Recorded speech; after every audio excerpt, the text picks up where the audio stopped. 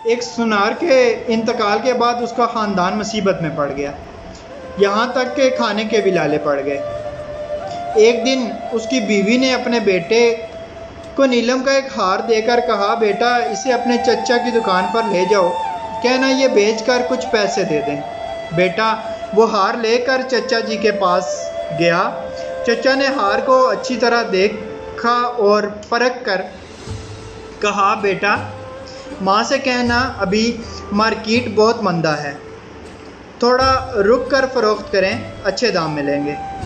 इसे थोड़े से पैसे देकर कहा कि कल से दुकान पर आकर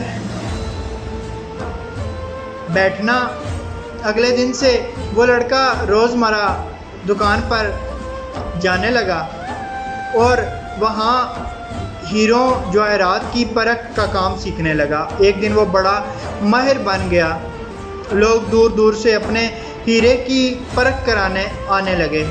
एक दिन उसके चचा ने कहा, बेटा अपनी माँ से वो हार लेकर आना और कहना कि अब मार्केट में बहुत तेज़ी है, इसके अच्छे दाम मिल जाएंगे। माँ से हार लेकर उसने परखा तो पाया कि वो तो जाली है।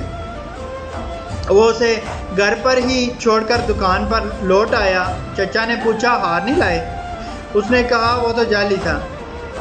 तब चचा ने कहा, जब तुम पहली बार हार लेकर आए थे उस वक्त अगर मैं उसे जाली बता देता तो तुम सोचते कि आज हम पर बुरा वक्त आया है तो चचा हमारी चीज़ को भी जाली बताने लगे हैं। आज जब तुम्हें खुद इल्म हो गया है तो पता चल गया है कि हार नकली है। सच ये है कि इल्म के बग़ैर इस दुनिया में हम जो भी सोचते हैं, देखते हैं और जानते हैं सब गलत है, और ऐसे ही गलतफहमी का शिकार होकर रिश्ते बिगड़ते हैं। ज़रा सी रंजिश पर न छोड़ किसी भी अपने का दामन ज़िंदगी गुजर जाती है अपनों को अपना बनाने में। अल्लाह पाक आसानियाँ हासिल और तकसीम करने की तौफीक अता फ़रमाए। आमीन। जज़ाकल्लाह।